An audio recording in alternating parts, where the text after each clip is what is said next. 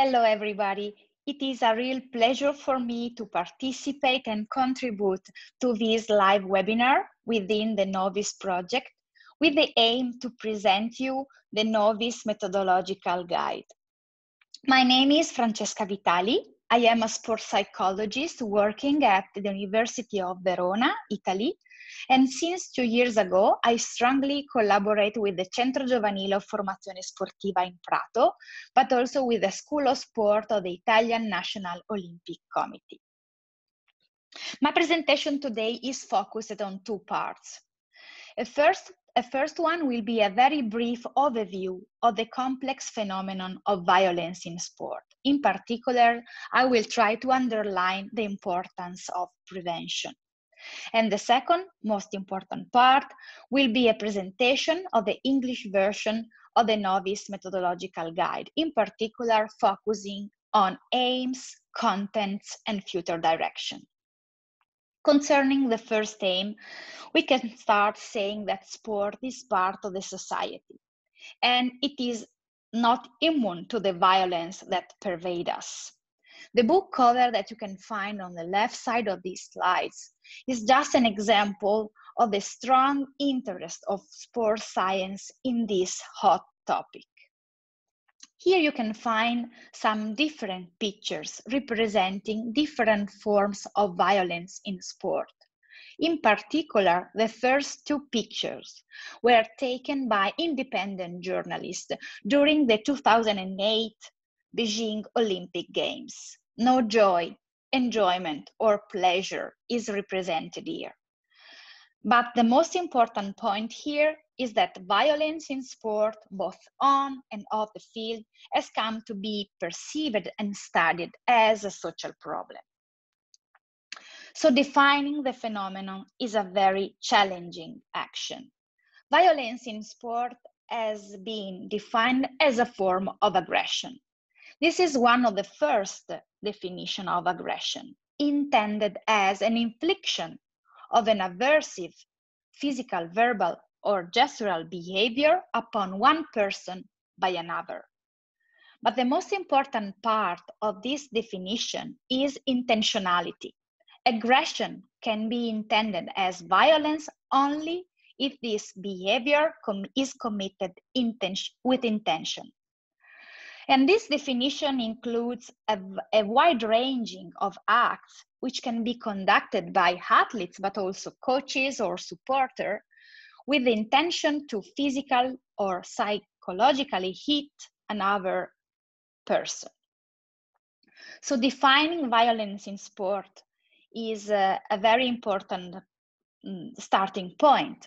Here you can find some other definition.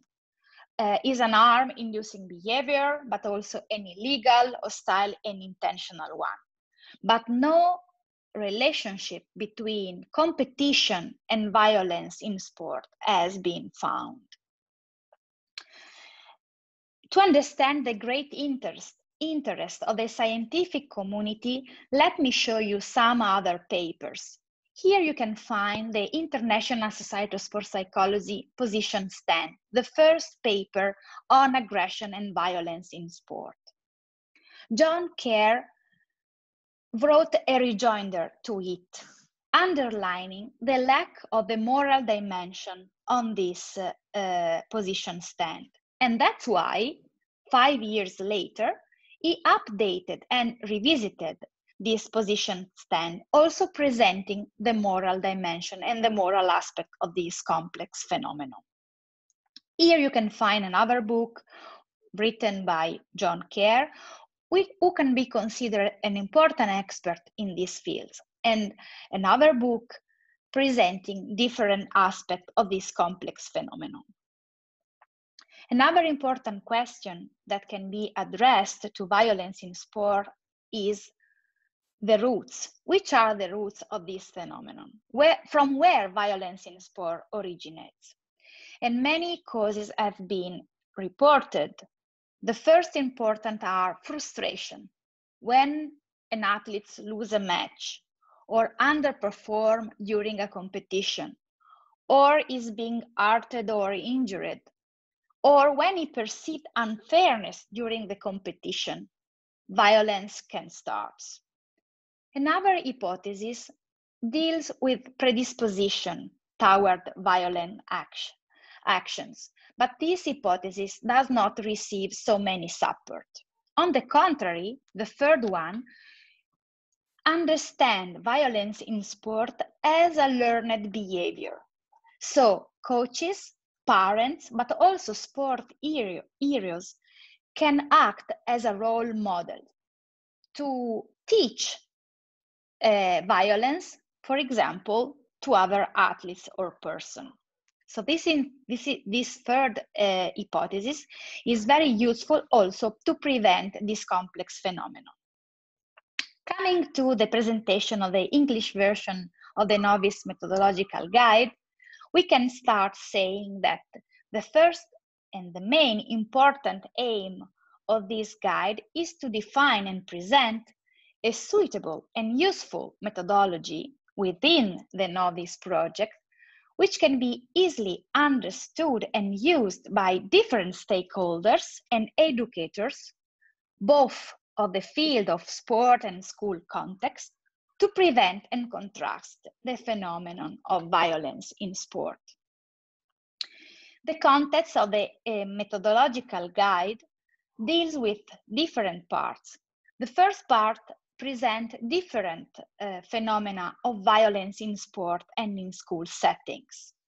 The second one briefly presents a couple of models and good practice which have made as background for the Novis project, from Io Tifo Positivo to ELIS.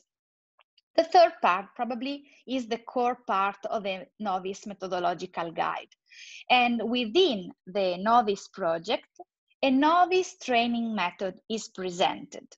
The fourth and last part presents some tools such as logbooks, but also the sport chart, some cooperative games and videos which can be used. My intention is to present briefly each part with the aim to trigger your curiosity and to invite you to visit the website and to download the Novis methodological guide, to read it and to use it and apply to the field. Starting from the first part, we can try to represent some contents of the guide dealing with some different form of violence. For example, the supporter violence is discussed, also in terms of violence against athletes, but also referees, for example. Also, some sport organizations' violence forms are represented, such as, for example, the Nigerian Federation of Soccer, who has an homophobic position. But also a problem dealing with gender, the gender prize money gap between male and female athletes. And again, the physician who was convicted for more of 130 sexual abuse on elite gymnasts, and Gabby Douglas, the Olympic champion, was one of these athletes. But again, also media and social violence. For example, if you Google on the web, girls and sports and boys and sports, you can find very different images, the first and the second. This is a cultural problem, of course, and it is absolutely a form of violence. Another example is the disrespectful language that journalists can use against, for example, female athletes in this case. And a very recent example is this one. Carly Lloyd is an American volleyball player. She was pregnant, and so she terminated the contract with her club. And in this case, the supporter on the web used a very violent language against her. Another form of violence in sport is bullying, or for example, teasing, but also doping can be considered as a form of violence in sport. Parents and families are not immune at all. For example, parents can argue on the stands while kids are playing, or again, they can give slaps to teammates of their kids, or this is very impressive, they can even dope their kids to improve their performance. Another example is coaches' violence. This is an example of a coach who kicks his athletes during practice, for example. But some messages like go hard or go home, no pain, no gain, or more is always better, as a very strong, violent message inside. The second part of the Novis methodological guide deal with models and good practice that served as a background for the Novis project. Just to make to use a very few examples, here you can find a training plan which was used in Io Tifo Positivo project to prevent violence and to make, for example, teacher, but also parents, but also students aware of this problem. And this second example is a letter addressed to parents to involve them also in the prevention of this problem within ALIS project. These two projects served as background for Novis project, and within Novis project, the Novis training method is of course presented within the guide. I don't want to spoiler you all the contents, but let me make you some example.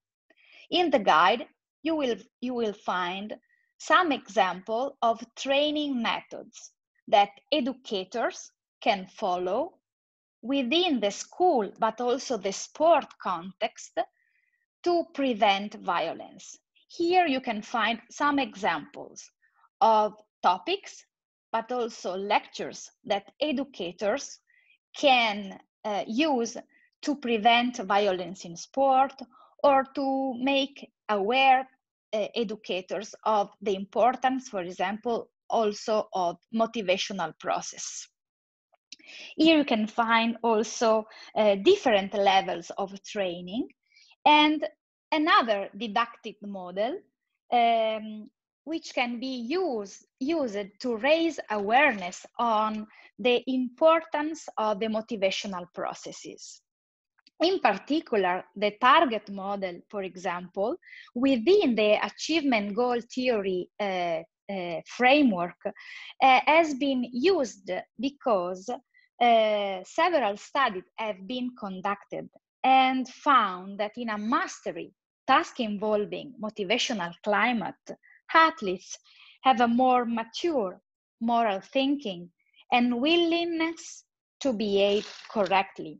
So, for example, this didactic model is presented in the guide and proposed to be used to prevent this complex phenomenon.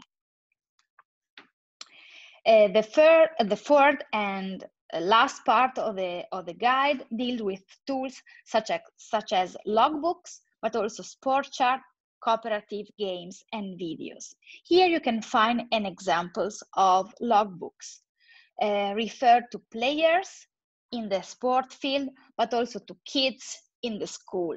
And here you can find some example of topics discussed by these logbooks. For example, inclusion, but also fairness and fair play, but also language, communication, and emotion.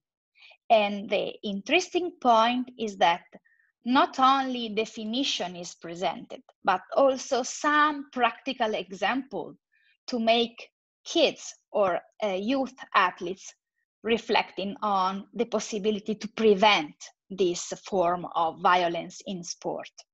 Another important tool is the sport chart. Definition of inclusion, fun, but also integrity are presented. And this can be a very important document to use to prevent violence in sport. In particular, cooperative games can be used. For example, here you can find the violence role playing, which is a proposal for kids or athletes or students to reflect on the possibility to create a way to prevent and solve violent situations. Another important tool is videos, which can be used to raise awareness of this important point. So my advice is to go on the web, to navigate and download the guide, read it, and use it. Thank you for the attention.